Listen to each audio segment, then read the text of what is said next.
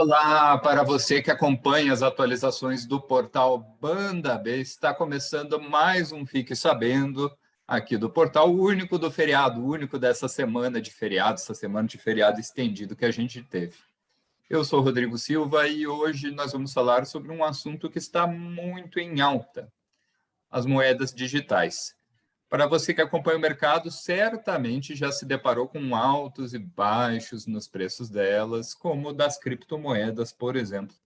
Recentemente, El Salvador oficializou a Bitcoin, que é uma dessas criptomoedas, a mais famosa de todas, na verdade, como moeda oficial no país. Mas a grande questão é: será que vale a pena investir nisso, utilizar isso como um meio de pagamento? O que de achos que é isso, né? O que são as criptomoedas?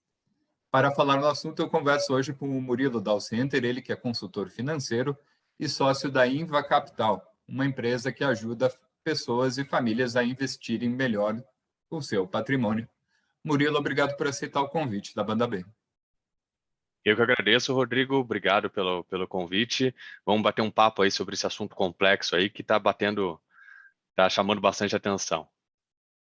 Com certeza, nessa semana aí a gente teve a novidade de El Salvador, né, que oficializou a Bitcoin como uma moeda oficial.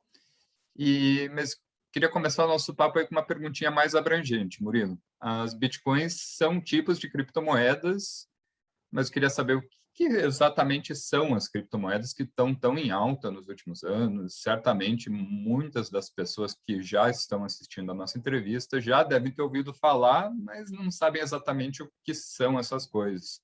E além das Bitcoins como moedas, né, existem outros tipos de criptomoedas, como que isso funciona? Legal. O Bitcoin é a primeira criada, né, na tecnologia blockchain, tá? Eu acho que é importante a gente voltar um pouquinho e entender o que é dinheiro, o que é moeda.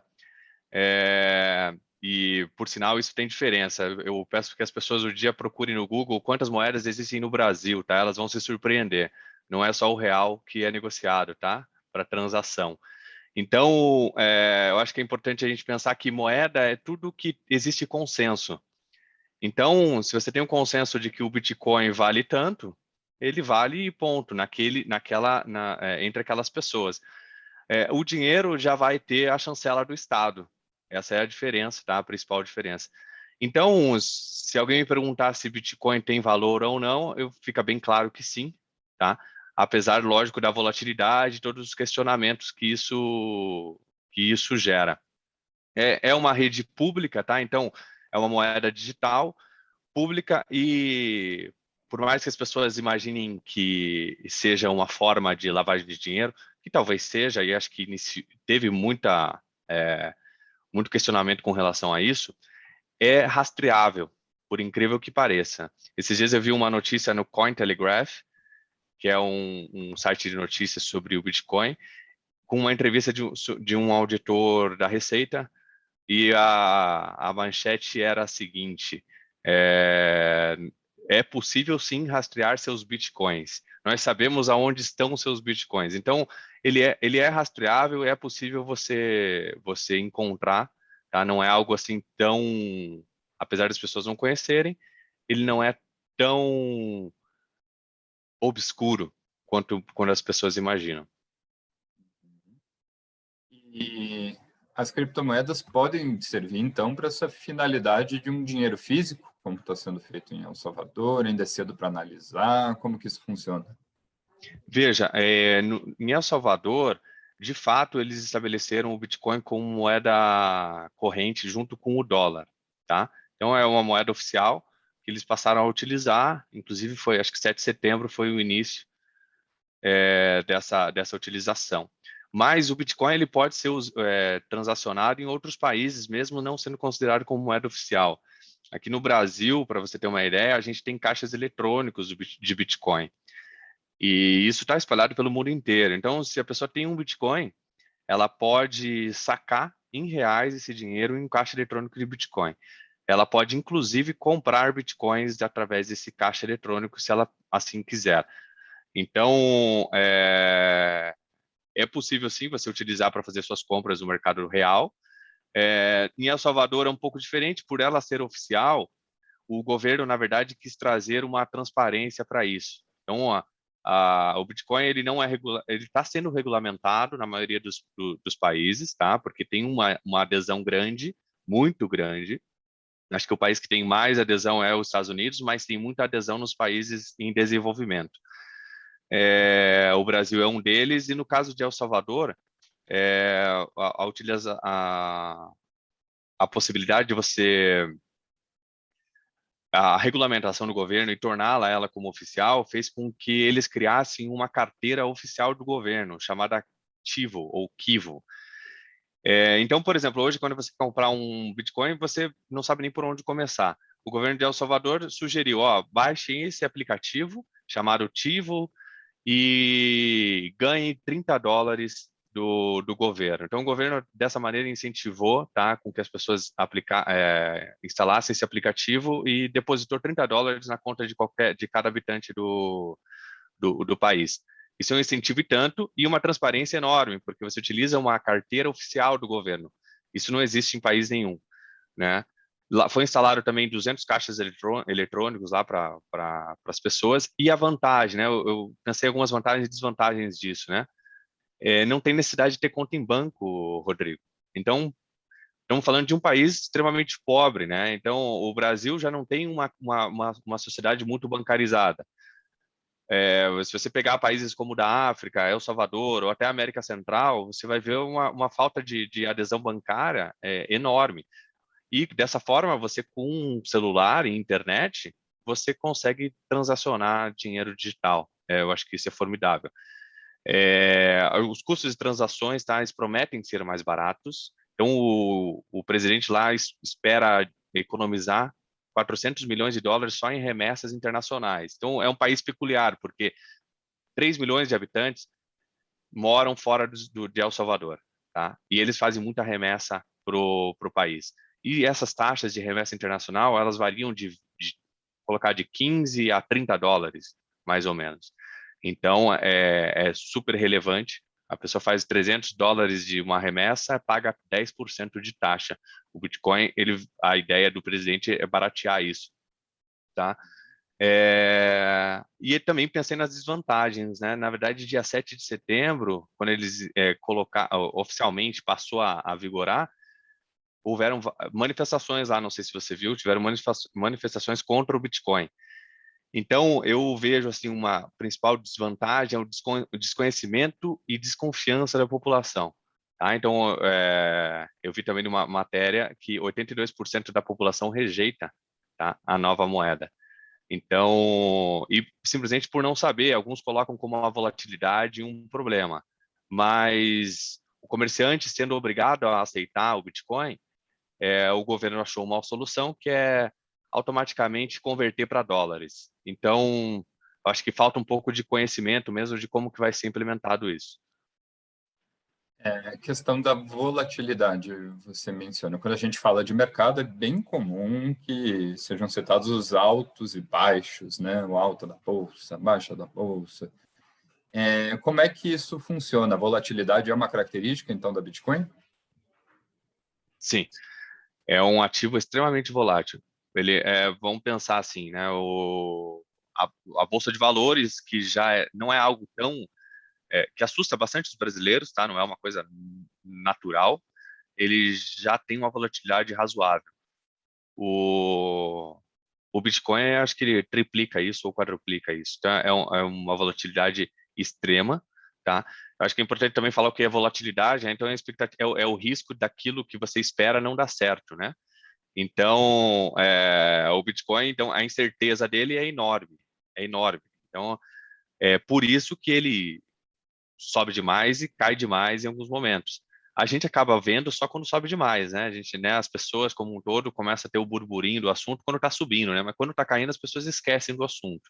Então, sim, Rodrigo, extremamente volátil e as pessoas que procuram, né, elas devem ter bastante cuidado, né?